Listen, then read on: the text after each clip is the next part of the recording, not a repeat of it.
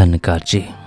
चंडीगढ़ में संगतों पर अमृत वर्षा करने के बाद दिल्ली होते हुए गुरुदेव पश्चिमी बंगाल के वार्षिक संत समागम में संगतों को दर्शन देने के लिए कलकत्ता पधारे। कलकत्ता समागम की छटा निराली थी। अधिकतर कार्यक्रम बंगला भाषा में ही हुआ। गुरुदेव ने अपने प्रवचन में ब्रह्मज्ञानी भक्तों के जीवन की चर्चा करते हुए फरमाया, दुनिया में दो तरह के लोग हैं। एक वे जो ये कहते हैं कि यह संसार ही सब कुछ है, इसलिए इस जीवन में खूब मौज मस्ती करनी चाहिए। यह सज्जन शारीरिक सुखों को ही महत्व देते हैं। दूसरे सज्जन वे हैं जो इस संसार को क्षणभंगुर मानते हैं और कहते हैं कि हमें शारीरिक सुखों के चक्कर में नहीं पड़ना चाहिए। वे आत्मिक सुखों की प्राप्ति के लिए तरह तरह के साधन अपनाते हैं। ये लोग संसार से किनारा करने की बात करते हैं। जो ब्रह्मज्ञानी होते हैं, महापुरुष होते हैं, वे इन दोनों बातों को ठीक नहीं मानते। उनका विश्वास होता है कि संसार ना खचित होने की वस्तु है और ना ही त्यागने की। उनका नजरिया विशाल होता है।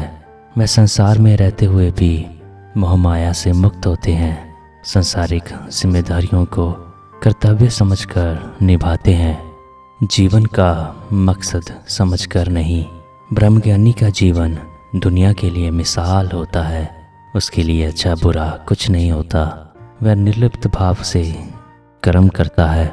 दुनिया जिन गुणों को बहुत महत्वता देती है, ज्ञानी उनसे ऊपर उठ चुका होता है।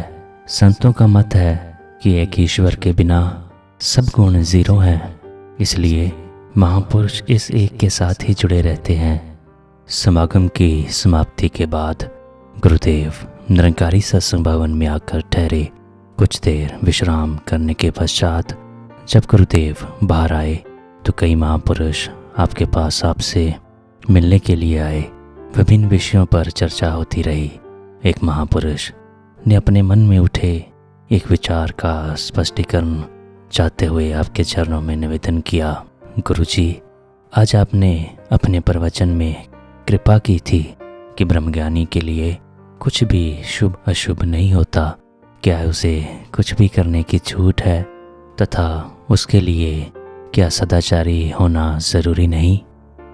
गुरुदेव ने उस महापुरुष की ओर देखा, फिर सरल भाव में कहा, बात तो कुछ ऐसी ही है, लेकिन फिर भी उसके लिए सदाचारी होना ज़रूरी है।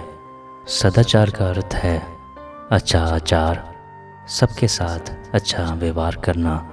हर सदाचारी ब्रह्मज्ञानी नहीं होता, लेकिन हर ब्रह्मज्ञानी सदाचारी अवश्य होता है, क्योंकि महापुरुषों का तो जीवन ही परोपकार के लिए होता है। यदि वह सदाचारी नहीं होगा तो परोपकार कैसे करेगा? शास्त्रों में भी इस विषय पर चर्चा मिलती है। वहाँ यही समझाया गया है कि हालांकि ब्रह्मज्ञानी पर कर्मों का लेप नहीं होता, लेकिन फिर भी उसे शुभ कर्म करने चाहिए, क्योंकि संसार के लोग उसके जीवन से प्रेरणा लेते हैं। अगर वह शुभ कर्म नहीं करेगा तो समाज भी उन्हें नहीं अपनाएगा।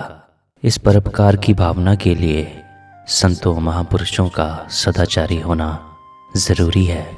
गुरुदेव की समीक्षा सुनकर वह महापुरुष बहुत प्रभावित हुआ।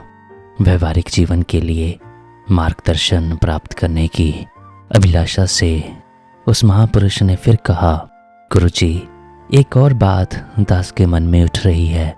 आपने आज फरमाया कि ब्रह्मज्ञानी संसार में रहते हुए भी मोह माया में नहीं फंसता। ऐसे कैसे संभव है?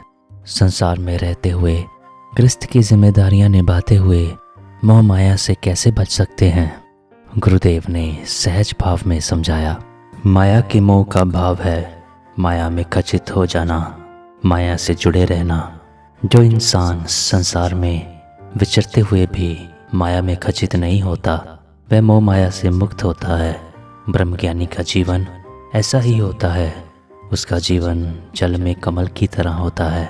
गुरुदेव ने अपनी बात को और स्पष्ट करते हुए कहा, यह जितना दृश्यमान जगत है ये माया है। ये 5 तत्वों का बना हुआ है, इसलिए शरीर और माया का गहरा संबंध है। जो इंसान अपने आप को शरीर समझ बैठता है वह माया से जुड़ जाता है। ब्रह्मज्ञानी को चूँकि पता होता है कि मैं शरीर नहीं हूँ, इसलिए वह 5 भौतिक माया में लिप्त नहीं होता, निर्लिप्त रहता है। वह जानता है कि ये सारा जगत निरंकार दातार ने मेरे लिए बनाया हुआ है, मुझे जगत के लिए नहीं बनाया।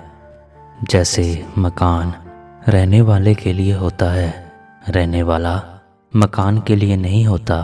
यदि रहने वाला खुद को महान ही समझ बैठे तो सामान की टूट फूट से अवश्य परेशान होगा। इसके उलट जो ये जानता है कि मैं मकान में रहने वाला हूँ, वह मकान की टूट फूट से निराश नहीं होता। ज़रूरत पड़े तो उसे ठीक करवा लेता है। अगर मकान बहुत ख़राब हो जाए तो उसे छोड़ देता है। मकान को वह रहने का साधन मात्र मानता है। उसके टूटने से अपने आप को टूटा हुआ नहीं समझता। उसका उस मकान से संबंध तो होता है लेकिन मोह नहीं होता।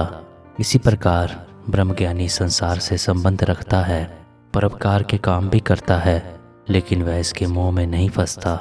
जो अपने निज स्वरूप को जान लेता है, निरंकार दातार को जान लेता है, वह माया में रहते हुए भी माया से निर्लिप्त रहता है। महात्मा का जीवन कैसे होना चाहिए, संसार के साथ उसके संबंध कैसे होने चाहिए, ये बात उस महापुरुष को समझ आ गई थी। वह गुरुदेव को कृतज्ञ भाव से नमस्कार करके चला गया। धन्यकार जी।